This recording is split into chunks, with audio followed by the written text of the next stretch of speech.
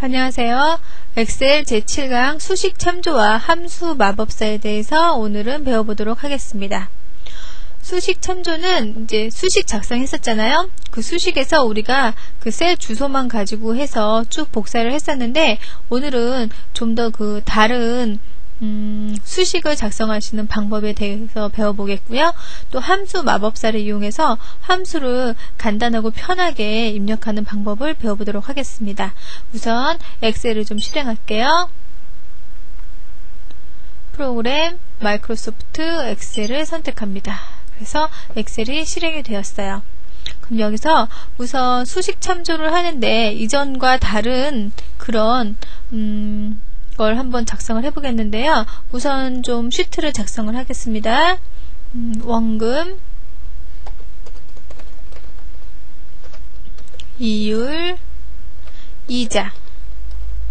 원금은요, 10만원부터요. 10만원, 그 다음에 15만원, 30만원, 50만원, 다음에 100만원, 200만원, 500만원, 다음 1000만원이죠. 네, 이렇게 해서 입력을 했습니다. 그 다음에 이율은 몇 프로로 하냐면요, 7.6%로 하죠. 0.076 해서 입력을 하시고요. 그러면 이자를 구해야 돼요. 그죠? 이자를 구해야 되는데, 한번 구해보죠. 이자 어떻게 구하죠? 원금 곱하기 그냥 이율 하면 되죠. 그럼 수식이, 수식이니까 는 먼저 입력하시고요. 원금 A2죠. A2 곱하기 이율 B2 해서 엔터 치시면 돼요. 그렇게 해서 나왔습니다. 그러면 15만원에 대한 이자도 구해야 되고 30만원에 대한 이자도 구해야 돼요. 그래서 수식을 복사를 한번 해보겠습니다. 쭉쭉쭉쭉쭉 해서 C9까지 복사를 했어요. 그랬는데 왜 답이 안 나올까요? 이전 시간에 배울 때 우리가 수식을 입력을 했었어요. 그랬더니 답이 자동으로 쫙 나왔어요. 그래서 합계도 구하고 평균도 구하고 그랬었어요. 그런데 왜 안 나올까요? 한번 수식을 좀 살펴보면 알 수 있겠죠? C3셀로 이동을 했습니다. C3셀에 있는 수식을 보니까 A3 곱하기 B3이에요.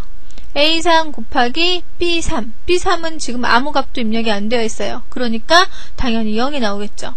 근데 우리는 어떤 수식을 만들어야 되냐면 C3셀에는 A3과 B2를 곱해야 돼요. 그렇죠. 그러면 쭉 해서 값을 곱할 때마다 항상 B2 셀을 곱해야 됩니다. 그죠? 이율이 들어있는 이 셀에 셀 주소값은 변하면 안 돼요. 대신 앞에 있는 원금은 하나씩 행이 증가가 돼야 되고요.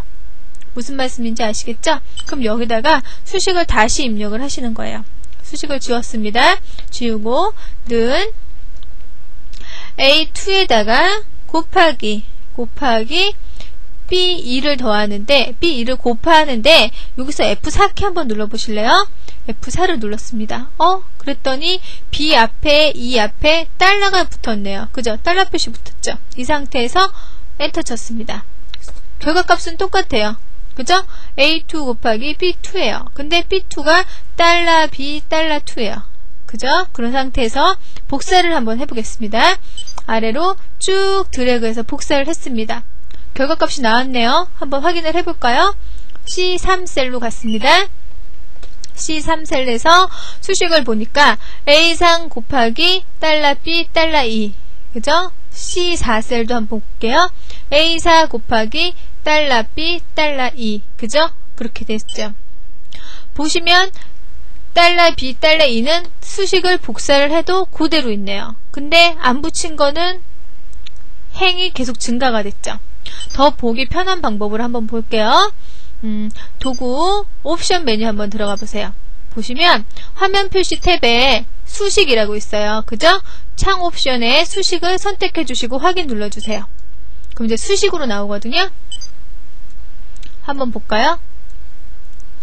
보시면 A2 곱하기 B2 달러죠. 달러는 그대로 있어요. 그죠? 근데 여기 앞에 있는 것만 A2, A3, A4, 5, 6, 7, 8, 9하고 증가가 됐어요. 무슨 말씀인지 아시겠죠? 달러 표시가 붙은 거는 변경이 안 된다. 그죠? 변경이 안 된다. 다른 것을 한번 해보면서 좀 실습을 해볼게요. 다시 도구 옵션에서 수식 체크 해제해 주시고 확인 누르신 다음에 쉬트 2로 이동을 합니다. 쉬트 2에서 다른 수식을 한번 입력을 해볼게요. 이번에는 이제 점수에 대한 건데 B2 셀에다가 B1 셀에다가 40% 실기 점수는 40%가 반영이 되고요. 다음에 필기 점수는 60%가 반영이 돼요. 이런 게 있을 수가 있잖아요. 우리 그러면 이제 여기서 이제 데이터를 입력하겠습니다. 이름 실기 점수, 다음 필기 점수, 다음 합계입니다. 다음 어디까지 입력을 하냐면 10행까지 입력을 할 겁니다. 김민영, 정서범, 서범석, 유지연, 김영철, 유진희, 박성진, 이오영입니다.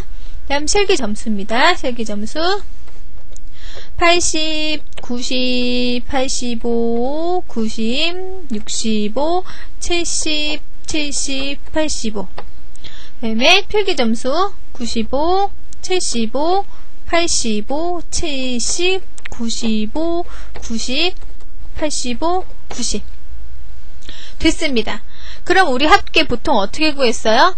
B3부터 D10까지 쭉 그냥 해가지고 구하면 그냥 합계가 구해져요. 그럼 200점 만점에 지금 필기점수 100 만점, 다음에 실기점수 100 만점에서 합계가 구해지죠. 근데 지금 이 문제는 그게 아니에요. 실기점수가 40%가 반영이 돼야 되고 필기점수가 60%가 반영이 된 100점 만점의 점수를 구해야 돼요. 무슨 말씀인지 아시겠죠? 그럼 여기서 D3에 있는 셀에 수식을 어떻게 작성을 해야 될까요? 우선 보시면 3행에 있는 김민영이라는 사람의 실기점수와 반영 비율을 곱해서 필기점수와 반영 비율을 곱한 필기점수의 점수와 반영 비율 60%를 더한 걸 더해야 되겠죠. 그죠? 다시 한번 김민영이라는 사람의 실기점수 80에다가 반영 비율 40%를 곱해요. 그럼 점수가 나오겠죠. 거기에다가 필기점수인 95점의 반영 비율 60%를 곱해요. 그러면 나오겠죠. 그거를 두 개를 더해주면 되겠죠. 수식으로 한번 작성을 해볼까요? 우선 는 김민영이라는 사람의 필기 점수에 곱해줘야 되죠. 반영 비율을. 반영 비율이 어디 있어요? B1 셀에 있어요. 근데 이 B1 셀은 계속 이 셀이 참조가 돼야 되죠. 이 셀이 수식에 들어가야 돼요. 그러면 F4키를 눌러줘요. 그러면 행인 1 앞에도 달러 표시가 붙었고요. 열인 B 앞에도 달러 표시가 붙었어요. 이 상태에서 더하기 필기 점수에다가 다시 반영 비율을 곱해줘야 되죠. 필기 점수의 반영 비율은 C1 셀이에요. 그죠? 근데 이 C1 셀도 계속 이 셀이 수식에 사용이 돼야 돼요. 그걸 우리가 참조한다고 하거든요. 이 셀이 참조가 돼야 돼요. 그럴 때는 여기서 F4키 눌러주시는 거예요.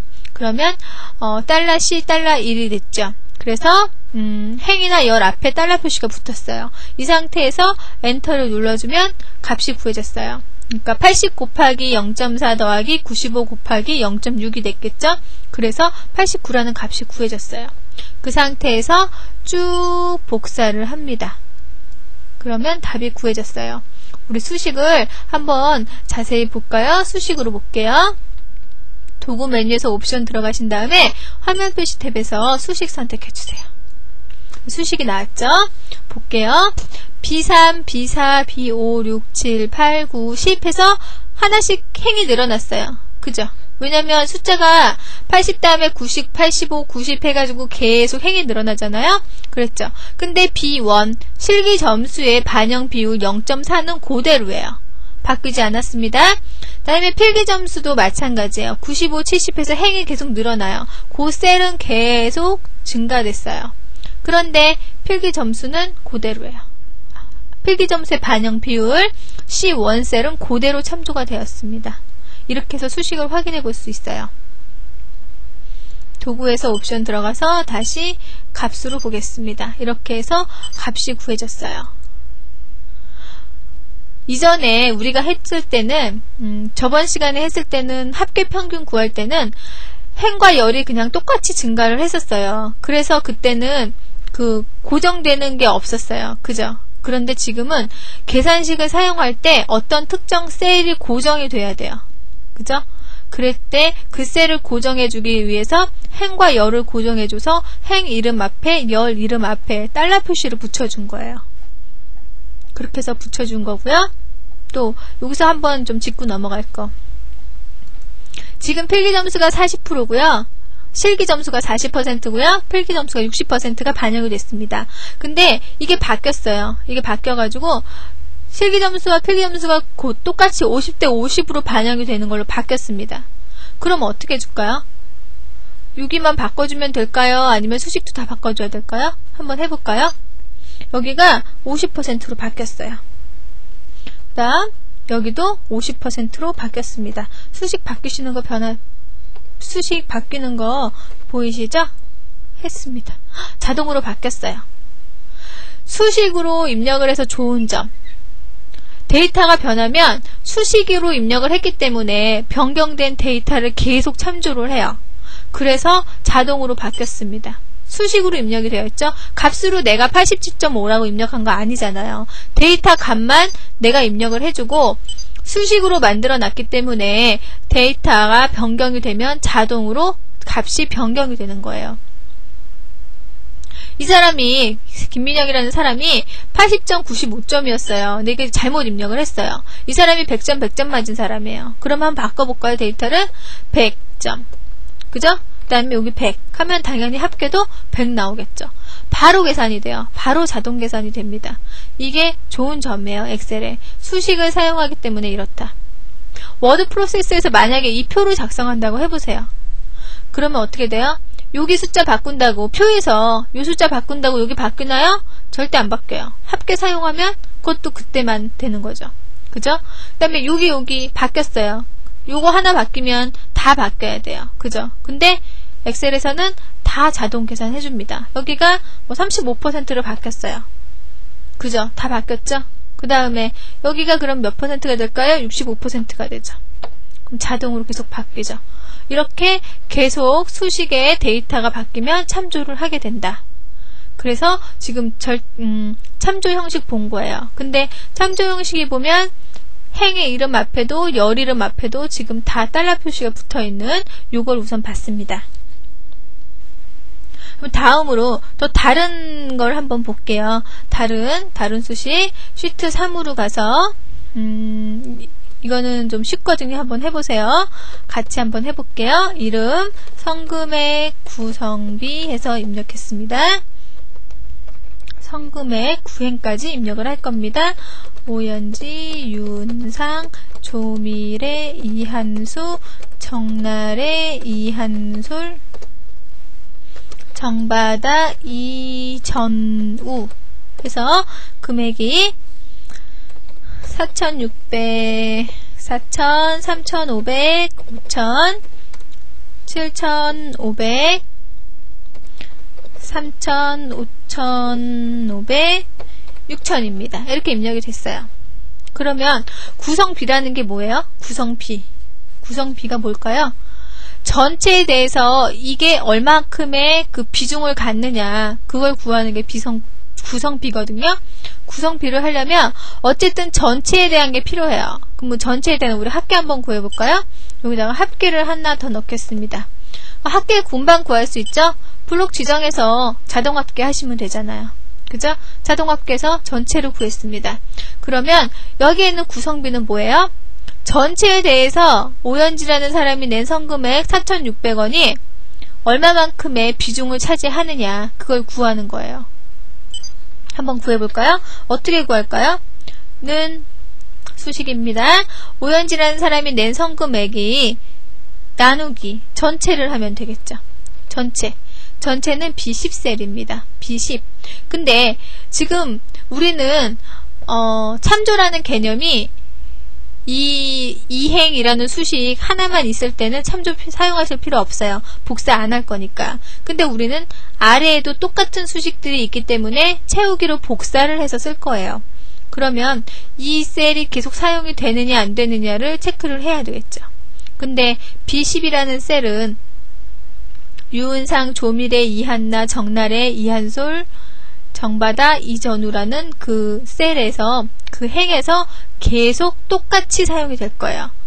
근데 그 셀은 변하나요? 안 변하나요? 안 변해요. 이러면 F4 누르셔갖고 절대 참조라 그러거든요. 참조를 해줘야 돼요.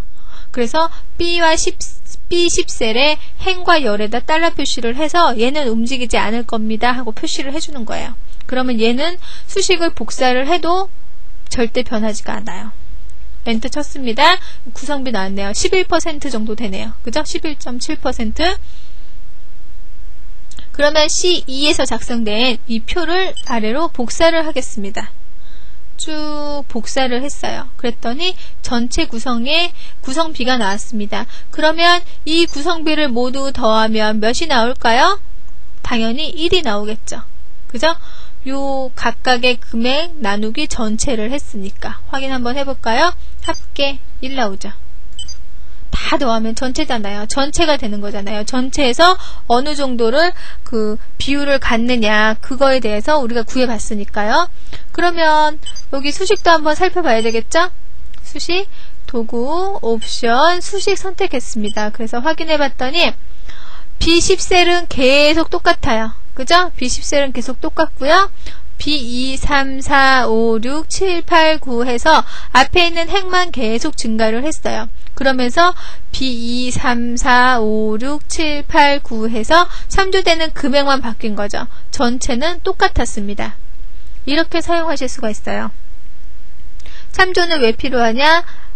왜 필요하냐면 밑으로 복사를 해서 사용을 하려고 하니까 수식을 하나만 할 때는 그냥 구해도 답은 나와요. 그죠? 근데 밑으로 하면은 같이 증가를 하기 때문에 그렇다.